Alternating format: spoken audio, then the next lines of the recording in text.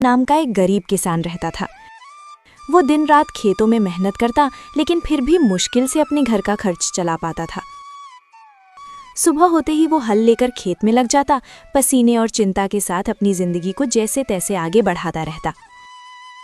मोहन की पत्नी सरला एक सीधी साधी और समझदार महिला थी, जो हर हाल में घर संभालती थी। उसकी 2 बेटियां थीं। बड़ी बेटी गीता, जो समझदार और अच्छे स्वभाव की थी, और छोटी बेटी नीलम, जो चंचल और चालाक थी, लेकिन अपनी बड़ी बहन से बहुत ईर्ष्या करती थी। दोपहर का समय था।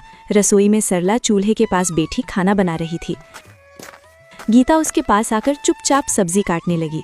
गीता बेटा, तुम हर काम इतनी लगन से करती हो, सच में तुमसे घर संभल जाता है। माँ, ये तो मेरा फर्ज है, आप इतनी मेहनत करती हैं तो मैं कैसे पीछे रह सकती हूँ। तुम्हारी यही बात मुझे सबसे अच्छी लगती है, शांत स्वभाव और समझदारी। इतना कहते कहते अचानक सरला को ध्यान आता है। अरे, नीलम कहाँ है? सुबह से दिखी ही नहीं। नीलम, ओ नीलम! सरला जोर से आवाज लगाती है। कुछ पल सन्नाटा रहता है, फिर तेज कदमों की आवाज आती है। नीलम गुस्से और चिड़चिड़े अंदाज में रसोई में अंदर आती है। क्या है माँ, इतनी जोर जोर से क्यों बुला रही हैं? मैं कोई खाली नहीं बैठी थी। बात करने का ये तरीका है? मैं बस पूछ रही थी कि तुम कहाँ थी। नीलम हंसते हुए तंज में, आपको मेरी क्या चिंता होगी, आपको तो बस आपकी आदर्श बेटी गीता की ही फिक्र रहती है।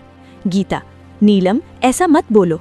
नीलम गुस्से में बीच में काटते हुए, आप चुप ही रहो दीदी, हर वक्त अच्छी बनने का नाटक मत किया करो। सबके सामने सीधी साधी बनती हो और सारी तारीफें भी तुम ही ले जाती हो।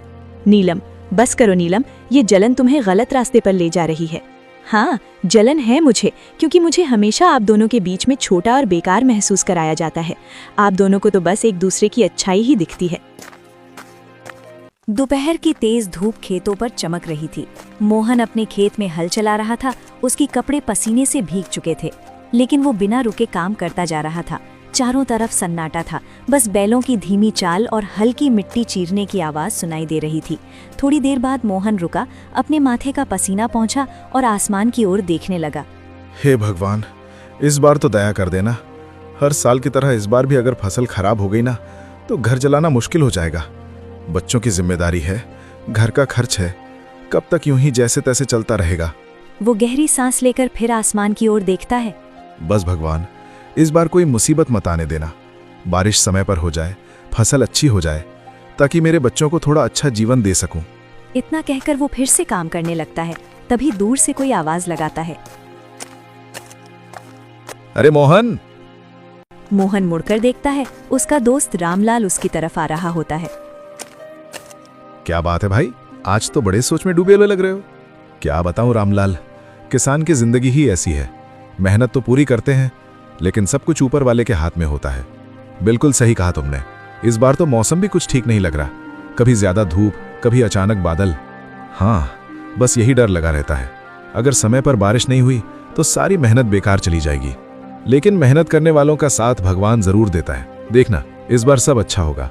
थोड़ा माहौल हल्का होता है, फिर रामलाल मुस्कुराते हुए पूछता है। अच्छा छोड़ो ये सब, बताओ घर पे सब कैसे हैं? भाभी जी और तुम्हारी दोनों बेटियां कैसी हैं? सब ठीक हैं? सरला तो हमेशा की तरह घर संभाल रही है, और मेरी बड़ी बेटी गीता, वो तो बहुत समझदार हो गई है। घर के हर काम में हाथ बटाती है, कभी शिकायत नहीं करती। अरे वाह, ये तो बहुत अच्छी बात है। आजकल ऐसी लड़कियां कहाँ मिलती हैं। हाँ, लेकिन छोटी वाली नीलम, उसका स्वभाव थोड़ा अलग है, चंचल है और कभी कभी गुस्सा भी जल्दी आ जाता है। समझाने की कोशिश करता हूं, लेकिन उम्र भी तो ऐसी है। कोई बात नहीं मोहन, धीरे धीरे सब समझ आ जाता है। बच्चे हैं, समय के साथ सीख जाते हैं। बस यही उम्मीद है कि दोनों बेटियां सही रास्ते पर चलें और खुश रहें। बाकी भगवान की मर्जी। दोनों कुछ पल के लिए खेत की तरफ देखते हैं, फसल, मिट्टी और अपने संघर्ष भरे जीवन को। चलो भाई, हिम्मत मत हारना, सब ठीक होगा। हाँ, उम्मीद तो उसी से है।